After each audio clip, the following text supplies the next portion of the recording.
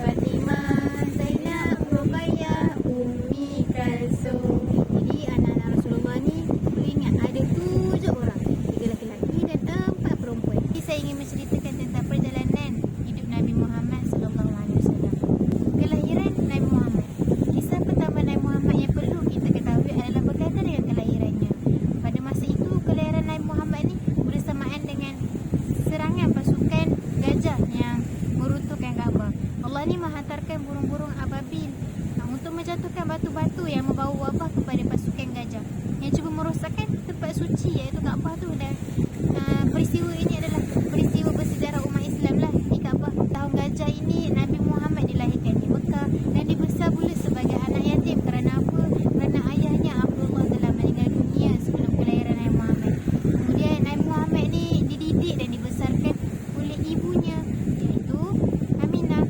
Selepas beberapa waktu bersama ibunya, Nabi Muhammad kemudian dibesarkan pula oleh datuknya iaitu bernama Abdul Muttalib. Namun tidak lama kemudian, selepas 2 tahun, Nabi Muhammad bersama datuknya yang tersayang terpaksa ditinggalkan oleh datuk yang turut membesarkannya. Pada usia Nabi 8 tahun selepas pergi datuknya iaitu Abdul Muttalib ni, Nabi Muhammad kemudian diasuh oleh bapa saudaranya pula iaitu Abu Talib. Walaupun hidup dalam kemiskinan ataupun kesukaran dalam mencukupi keperluan hidup, Abu Talib ni adalah seorang yang dermawan yang rajin berkongsi dan bersedekah kepada umat Islam.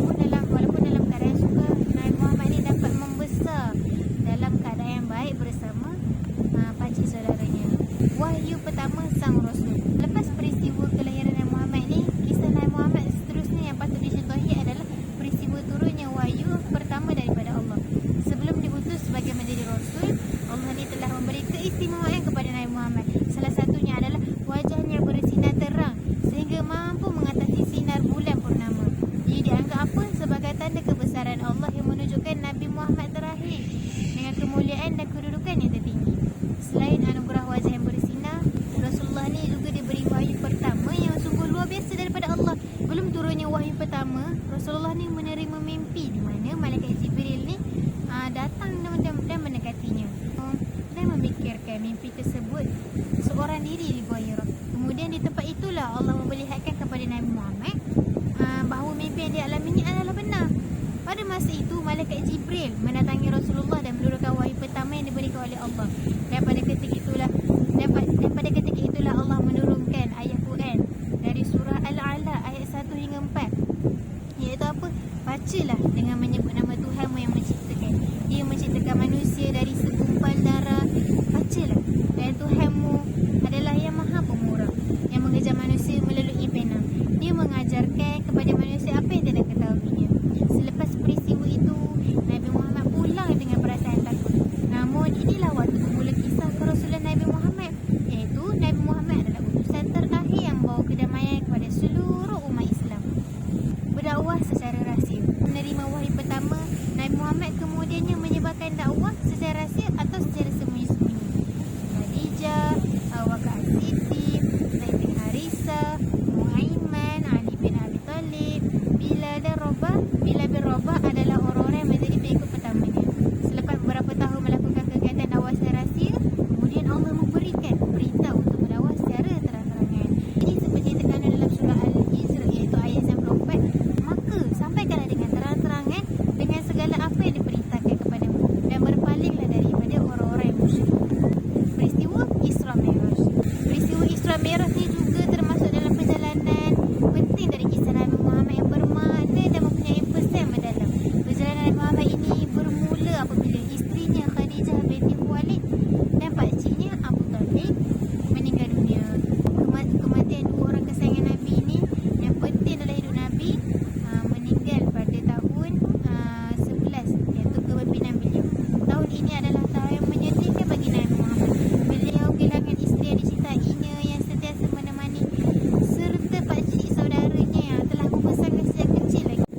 Namun selepas peristiwa itu, Allah mengutus malaikat Jibril untuk menemani Rasulullah dalam perjalanan dari Masjidil Haram ke Masjidil Aqsa. Perjalanan inilah dikenali sebagai Isra Mi'raj. Isra di sini merujuk kepada perjalanan Nabi Muhammad SAW ni dari Masjidil Aqsa ke langit ketujuh yang dikenali sebagai Mi'raj. Dalam peristiwa ini, Rasulullah menerima perintah untuk menjalankan solat 5 waktu yang wajib bagi seluruh umat Islam. Kewafatan Nabi Muhammad. Kisah terakhir Nabi Muhammad ni yang tidak boleh dilupakan adalah peristiwa wafatnya utusan yang terakhir ni. Utusan Allah yang terakhir. Kononnya Nabi Muhammad ni mengalami penyakit selama beberapa bulan. Selepas melalui penyakit tersebut, Nabi Muhammad dilaporkan meninggal dunia. Pada masa peristiwa sedih itu berlaku, berlaku sahabatnya Abu Bakar tidak berada di Madinah. Dan selepas diberitahu, selepas Abu Bakar dapat tahu yang Nabi ni wafat, beliau segera datang ke rumah Aisyah dan memberikan pidato, iaitu apakah pidato yang disampaikan oleh Sayyidina Abu Bakar ni? Ketahuilah, sesiapa yang menyembah Muhammad, Muhammad kini telah meninggal dunia. Dan sesiapa yang menyembah Allah, Allah tetap hidup dan tidak akan mati. Kemudian beliau mengucapkan firman dari Allah dari ayat surah Az-Zumar ayat 30. Sesungguhnya kamu akan mati dan kemudian mereka akan mati juga. Kullu nafsin za'iqatul maut. Ketika itu seluruh umat Islam berduka dan terpaksa merelakan teladan yang tidak pernah lelah mengajarkan kebaikan dalam menjalani kehidupan. Peristiwa inilah yang sentiasa diingati dan tidak boleh dan tidak akan lupa oleh umat Islam sebagai satu peristiwa yang sangat besar, peristiwa yang bersejarah dalam perjalanan seseorang yang memiliki segala sifat baik dan kemuliaannya. Ini kita dapat lihat betapa mulianya Nabi, mulianya, baiknya kekasih Allah ni, iaitu Nabi Muhammad SAW. Jadi kita jangan lupa mengamalkan sunnah-sunnah yang dilakukan oleh Nabi Muhammad SAW. Kerana di akhirat nanti baginda lah akan memberi syafaat kepada kita. Jadi jangan lupa kita berselawat kepada Nabi Muhammad. Allahumma salli ala Sayyidina Muhammad wa ala ali Sayyidina Muhammad. Selawatlah setiap hari. Janganlah kita lupa selawat pada Nabi sallallahu alaihi Muhammad. Sekian daripada saya. Assalamualaikum warahmatullahi wabarakatuh.